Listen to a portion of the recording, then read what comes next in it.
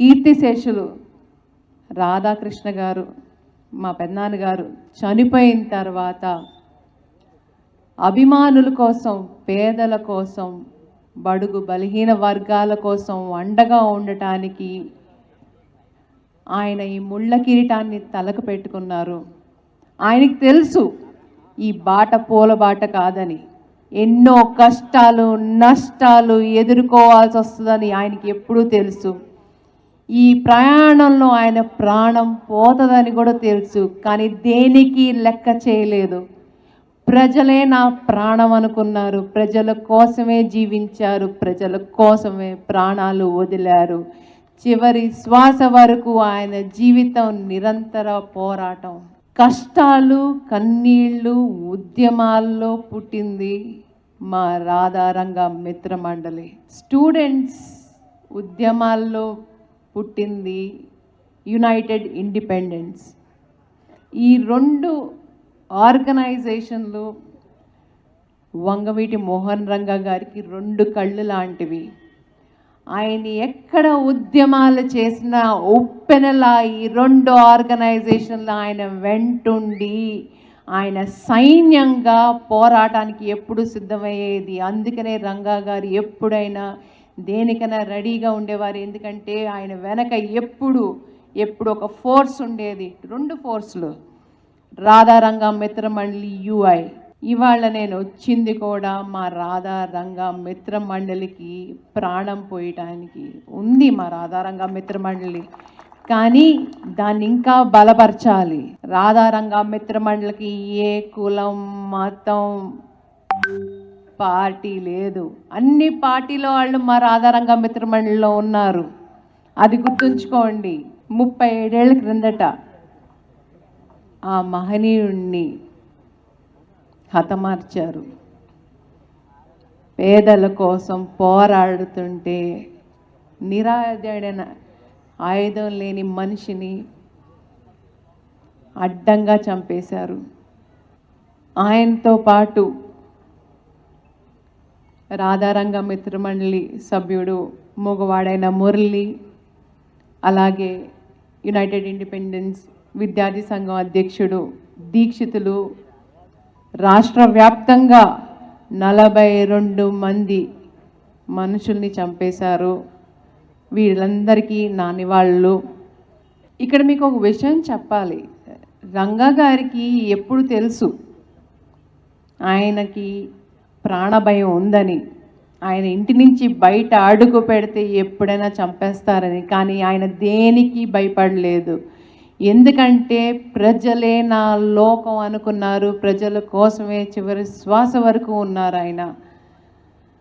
అలాంటిది ఇంత కష్టపడి పేదల కోసం ఇంత పోరాటం చేసిన రంగా గారికి సరైన రికగ్నిషన్ వచ్చిందా? ఎలక్షన్ టైం అప్పుడు రంగా గారి ఫోటో పెట్టుకుని ఓట్లు ఆడటానికి ప్రతి పార్టీ వాళ్ళు వస్తారు. ఇవాళ నేను వాళ్ళని నిలదీసి అడుగుతున్నాను, రంగా గారి కోసం మీరు ఏం చేశారు? 37 ఏళ్ళైంది, ఏం చేశారు? క్రిందటి ప్రభుత్వం వైసీపీ, ప్రస్తుతం ప్రభుత్వం టీడీపీ, జనసేన, మీ ముగ్గురిని అడుగుతున్నాను, రంగా గారి కోసం నిజంగా మీరేనా చేశారా? ఎలా? రంగా గారి ఫోటో పెట్టుకుని ఓట్లు అడుగుతున్నారు. ఇవాళ మేము అడుగుతున్నాం, రంగా గారి పేరు కృష్ణా జిల్లాకి పెట్టమని క్రిందటి 3 సంవత్సరాల నుంచి అడుగుతున్నాము. ఏం చేస్తున్నారు?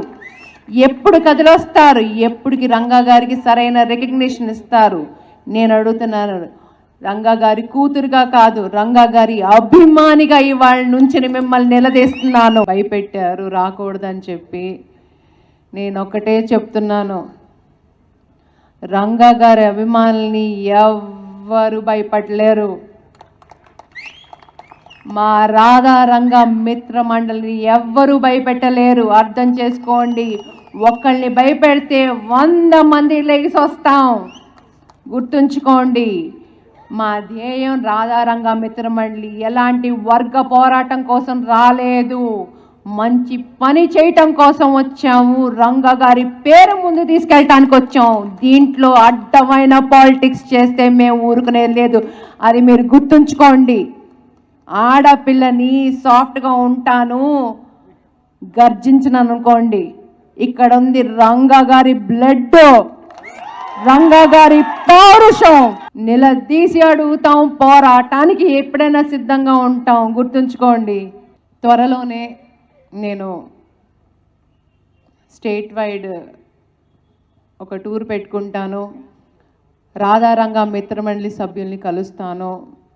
మా టార్గెట్ ఏంటనంటే ప్రతి గ్రామానికి, ప్రతి మండలానికి వెళ్ళి మా పాత రాధారంగా మిత్రమండలి సభ్యులు, అలాగే కొత్త రక్తం ఉంది రాధారంగా మిత్రమండలిలో, కొంతమంది యుఐ స్టూడెంట్స్ కూడా ఉన్నారు, వాళ్ళందరినీ కలవాలి.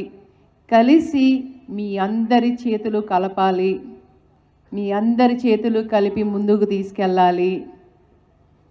నేను చేపట్టిన ఈ కార్యక్రమంలో ఎన్నో అడ్డంకులు వస్తాయి. ఆల్రెడీ అడ్డంకులు రావటం మొదలుపెట్టాయి. చాలామంది అన్ని దిశల నుంచి నన్ను తొక్కాలని ట్రై చేస్తున్నారు. వాడు గుర్తుంచుకోండి, మీరెంత తొక్కితే అంత ఉప్పెనలాగా మేము ముందుకెళ్తాం. మేము ఇక్కడ తగ్గేది లేదు. ఇక్కడ ఉంది రంగా గారి కూతురు, ముందుకెళ్ళటం మాత్రమే తెలుసు, వెనకడుగు నాకు చేత కాదు. దేనికైనా సిద్ధమే, సై అనుకుంటూ ముందుకెళ్తున్నాను. నేను వచ్చింది ప్రజా సేవ కోసం, ఆయన ఆశయ సాధనాలు ముందుకు తీసుకెళ్ళటం కోసం. చాలామంది అడుగుతారు ఆయన ఆశయ సాధనాలు ఏంటని. నేను చెప్తాను. ఆయన ఆశయాలు ప్రతి పేదవాడి కోసం పోరాడటానికి ఒక లీడర్ ఉండాలి, ఉచిత విద్య, మెడికల్ ఫెసిలిటీస్ ఉండాలి, ప్రతి పేదవాడికి ఇల్లు ఉండాలి. ఇది అప్పట్లో ఆయన రాసిన సూత్తులు.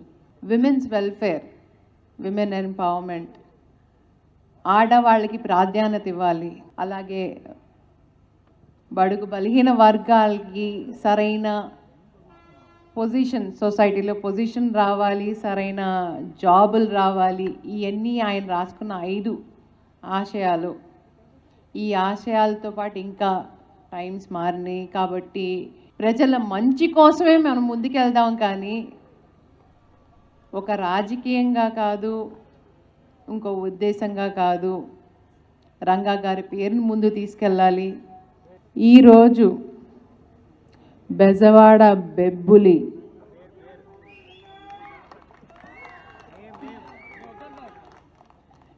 కాదు, మీ ఉత్సాహం చూస్తుంటే సముద్రపు ఘోషలా ఉప్పొంగిన మీ ఉద్రేకం చూస్తుంటే నాకు అనిపిస్తుంది రంగా గారు కేవలం బెజవాడ బెబ్బులి కాదు, ఆంధ్ర బెబ్బులని. ఆంధ్ర టైగర్ వంగవీటి మోహన రంగాని.